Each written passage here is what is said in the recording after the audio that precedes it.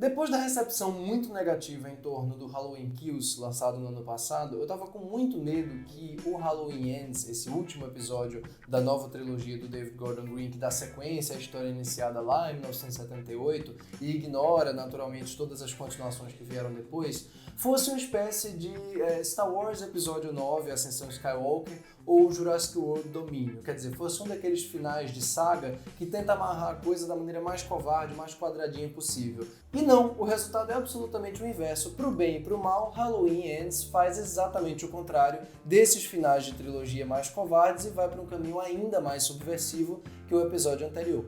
Antes de começar a entrar em mais detalhes sobre o Halloween Ends, eu vou lembrar você que por acaso ainda não fez isso, se inscreva aqui embaixo no canal, deixa o seu like também no vídeo porque isso ajuda muito o canal a ser divulgado para mais pessoas e lógico, deixe o sininho das notificações aí embaixo sempre ativado porque só assim você vai receber notificações quando a gente postar vídeos novos aqui. E para quem quiser me acompanhar em outros comentários sobre cinema, você pode me seguir tanto na minha conta do Twitter quanto na minha conta do Letterboxd, em que eu estou sempre falando sobre lançamentos e sobre outras coisas também. E só uma observação, desculpem a absoluta ausência de cenário porque eu estou em processo de mudança e eu precisava que esse vídeo saísse em dia porque tem muito a se discutir sobre Halloween Ends. Eu não estava muito confortável com esse ato que foi anunciado, de 4 anos entre o filme anterior e esse daqui, porque eu acho muito legal essa ideia de trilogias que se passam numa mesma noite ou num mesmo intervalo curto de tempo, E, no entanto, eles acabaram me convencendo aqui, pelo menos a princípio, de que 4 anos seria muito importante para a gente acompanhar o estado da cidade, o estado de Haddonfield, e que é o foco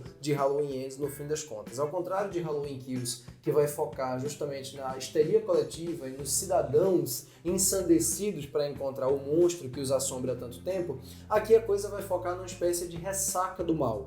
Na verdade, é uma forma grosseira de falar, um legado deixado pelo Michael Myers, um legado de violência, de raiva, de rancor, de ressentimento, que vai se espalhando em todas as relações entre os personagens. Aqui a gente acompanha não só a Laurie, já escrevendo uma espécie de livro memorial sobre as coisas que ela passou e que a cidade passou e tentando se recuperar pela morte da filha dela, que foi assassinada pelo Michael Myers no Halloween Kills. A gente acompanha também a neta dela, que começa a se relacionar com um sujeito que é essencial para a engrenagem da trama aqui. Na verdade, ele é o pivô de toda a história desse último filme, para minha imensa surpresa.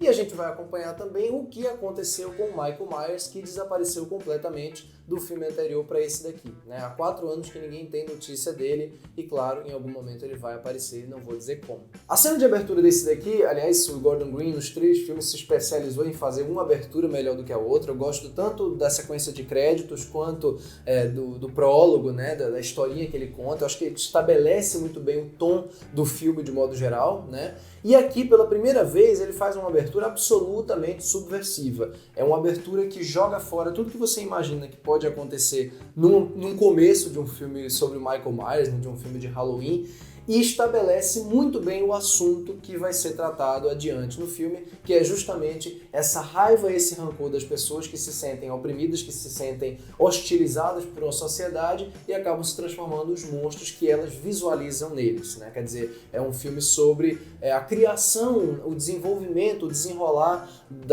do mal, numa forma diferente da que Halloween tinha apresentado até o momento e diferente da que os slashers de modo geral trabalham. Então, Halloween Ends está longe de ser um capítulo covarde, um capítulo que tenta repetir as mesmas coisas, que tenta trabalhar com aquilo que já foi trabalhado e que deu certo no passado. Não, ele vai por um caminho subversivo, ele vai por um caminho lento, inclusive. A primeira hora inteira de duração se concentra nessas relações e nas interações de personagem, criando suspense o tempo inteiro pela aparição do Michael Myers, que demora muito a chegar. E isso em si eu já admiro muito, eu já acho notável que no último episódio o David Gordon Green tenha escapado daquela tentativa forçada de agradar as pessoas a todo custo e tenha realmente sido fiel às ideias dele.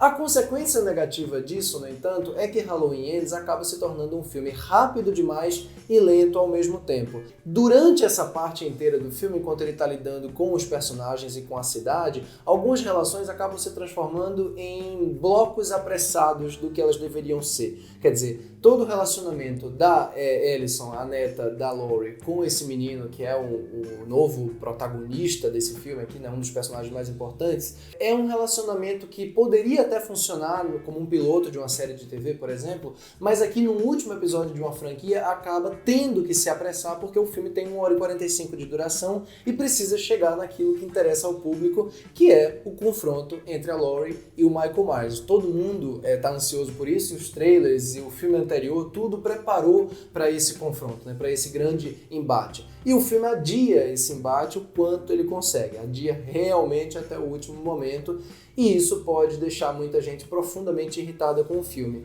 E eu acho que sim, ele acaba por conta disso sendo um filme lento demais para chegar onde precisa e rápido demais para desenvolver aquilo que ele está buscando desenvolver. Gosto muito, mais uma vez, da ambientação do David Gordon Green, eu acho que ele tem um domínio muito bom da cidade, das locações reservadas, né? Quer dizer, é um bar só, é um restaurante, é uma casa só, é uma rua só, ele localiza a coisa de maneira desoladora e isolada também, de uma maneira que eu gosto muito. Mas, repito, é um filme que acaba sendo apressado naquilo que não precisava ser e deixa de explorar alguns elementos que são mais essenciais de Halloween e que sempre funcionaram tão bem, né? Então, nesse caso aqui, faltou justamente o contrário daqueles outros filmes que eu citei. Não faltou subversão, não faltou ideias novas. Faltou se ater a elementos essenciais da franquia para não ficar girando em falso durante tanto tempo numa mesma ideia. E é isso que eu sinto que às vezes acontece aqui nesse filme.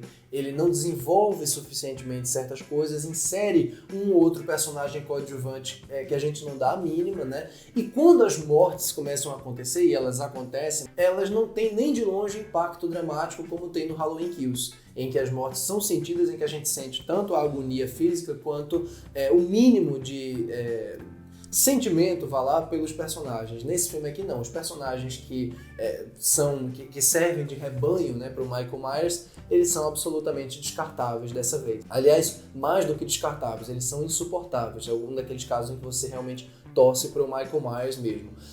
Tem algumas situações aqui que me lembram um pouco o Christine, o carro assassino do Carpenter. Eu acho que é a principal referência desse último filme, enquanto o anterior tinha como referência principalmente o Halloween 2, né, que não é do Carpenter, tudo bem, mas esse último filme aqui tem referências muito claras no Christine, tanto na relação com carros, né, com a cena aqui num corredor escuro ali no meio do nada, que parece muito Christine, e também um personagem central que vai ficando cada vez mais louco, influenciado, por assim dizer, por uma máquina de matar. Eu acho que essa relação entre esses dois filmes é muito clara aqui.